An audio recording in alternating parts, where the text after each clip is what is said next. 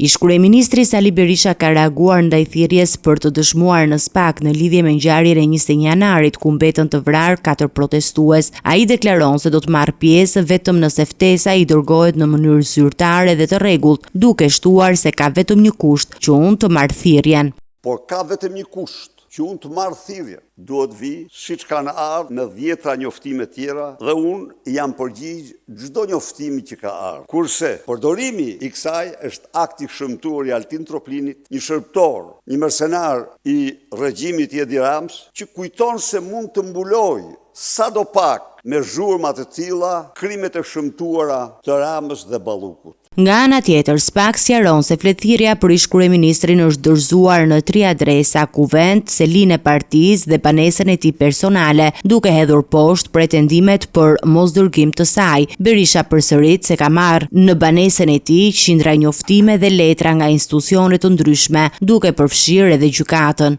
Banesa ime, në banesën time kanë ardhur me qindra, dhe mos ti tani je këtu dhe nuk duhet të them fjalë tjera. Në banesën time vijnë qindra letra, njoftime e të tjerë, që të gjitha ata që janë poshtë i marrin, i sjellin dhe i dorëzojnë. Midis tjerash edhe nga gjykata, të gjitha njoftimet. Midis tjerash për gjenin tuaj, ka patur raste që i ka dërguar edhe me motorciklet. Pra, të lutem, mos përsërit mashtrime ordinere të njerëzve të cilët janë të angazhuar në propagandë. Nuk takon ty kjo. Ish-kryeministri thekson se qëndrimi i tij ndaj ngjarjeve të 21 janarit nuk ka ndryshuar me kalimin e viteve. Ai është pro hetimit, por kundërshton mënyrën se si çështja përdoret për qëllime politike dhe propagandistike. Është ajo që i solli ata mish për top, siç ka thënë Blushi, shoferi i autobusit tyre. Ndaj dhe.